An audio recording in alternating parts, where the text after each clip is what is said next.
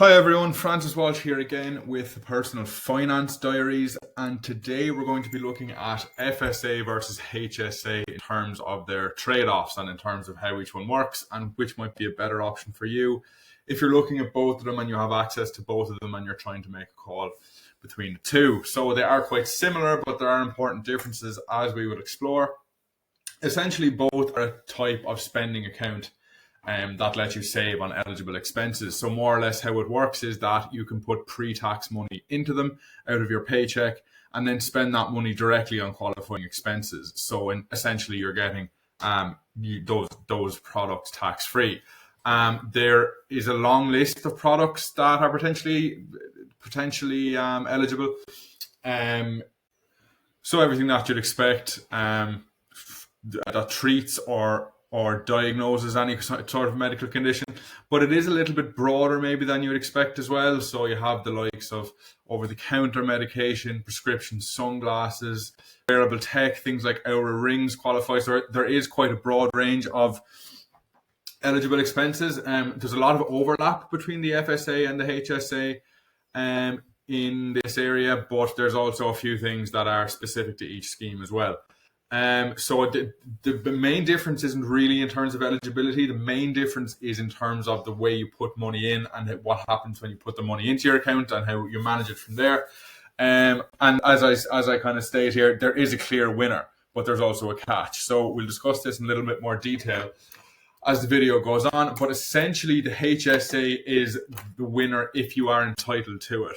It's more user friendly. It gives you more freedom in terms of moving around with your money and investing it and all that kind of thing. So as I kind of put it here, there's a triple tax benefit.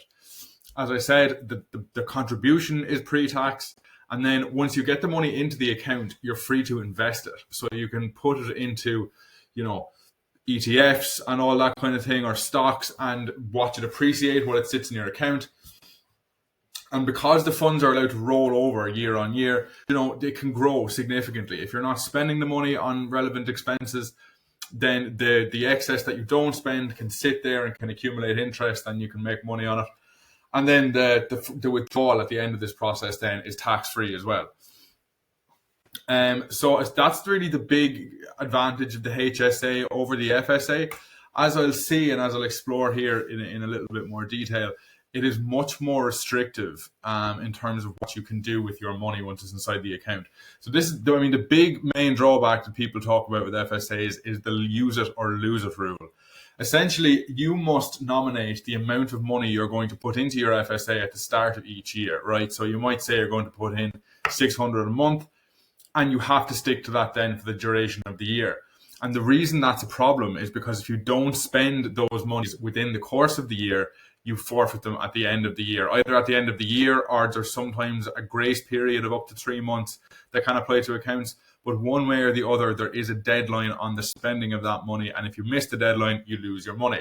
Now, obviously, this is ideal, seeing as this is primarily a way you should be saving money. If it ends up costing you money, obviously, that's a bit of a disaster. I suppose that really is the big thing. You need to be very careful about how much you decide to put into it. And if the deadline is approaching, you kind of have to scramble to spend it to get the value from it. So it's a little bit less user-friendly than the HSA system. Portability then is another key factor here. Your FSA is employer specific. So you set it up through your employer, and your employer kind of conducts the withdrawal from your paycheck on your behalf. If you switch employer, you lose the funds that you didn't spend out of your FSA for that year, typically. The HSA, on the other hand, will follow you from job to job. It exists kind of independently of your employer. You can actually open one up by yourself. So it functions much more like a typical investment account in that sense. It has nothing to do with your employer. If you change jobs or you get another job, whatever, it's not going to make a difference to your HSA. Contribution limits, the HSA wins here again. It has higher contribution limits, so you can put more money in and you can spend more money on eligible expenses and save more on your tax bill. Obviously, if you are a parent, you can rack up quite significant medical bills with your kids from one thing and another. And then obviously, if you have chronic health needs as well, you can rack up significant expenses over the course of the year. So if you're in a situation like that, it can make sense to have a HSA rather than an FSA. Now, the big catch, as I discussed at the beginning, is that there are eligibility restrictions with the HSA scheme. So essentially, you can only qualify, you can only open a HSA account legally if you have a high deductible health plan, or a HDHP. These are health plans with a minimum deductible of $1,600 for an individual or $3,200 for a family. Now, what this means is if you have a deductible limit at this level, say you're an individual at $1,600, any expense that you incur, you must pay for the first $1,600 of it yourself. Now, this obviously isn't ideal. It's quite a lot of money to be covering out of pocket. And so essentially, if you're faced with a decision where you want to have, say, either you want to have a HDHP and a HSA, or you want to have neither, it's probably better for you to have a normal health plan and just go with the FSA system instead, because the minimum deductible there is just too high. If anything happens, you'll be facing a huge medical bill. And on balance, it probably just doesn't work out. The limited exception I would say to this maybe is if you're young and single and you don't have any serious health conditions, you might want to just take the risk on it, just because you might think to yourself, well, I'm unlikely to have a health insurance claim over the coming year. And in that case, then it can make sense to go with one of these. But if it's likely that you're going to be making a claim, that deductible is just a bit too high for comfort, really. So can you have both, I suppose, is the next obvious question. The rules really limit you in this area. So typically there's no such thing as double dipping within a single year with an FSA and a HSA. You can have a limited purpose FSA alongside your HSA. These typically only cover dental and vision expenses. So that's a possibility you could look into, something that might work for you. But generally speaking, it's not possible to have these tools alongside one another. So yeah, the final verdict essentially is that the HSA is more or less the clear winner between the two. The fact that you can roll your monies over from one year to the next, and the fact that you can put them into investment vehicles, this means that it's just financially makes much more sense. If you have the option, you can gain your money, you can build it up, you can make interest on it. Whereas the FSA is just so restrictive, really, when it comes to the fact that you're not allowed to roll it over, and the fact that you lose the money at the end of the year, and the fact that you can't invest it or gain any interest on it. And then obviously, of course, your employer, it's tied to your employer as well.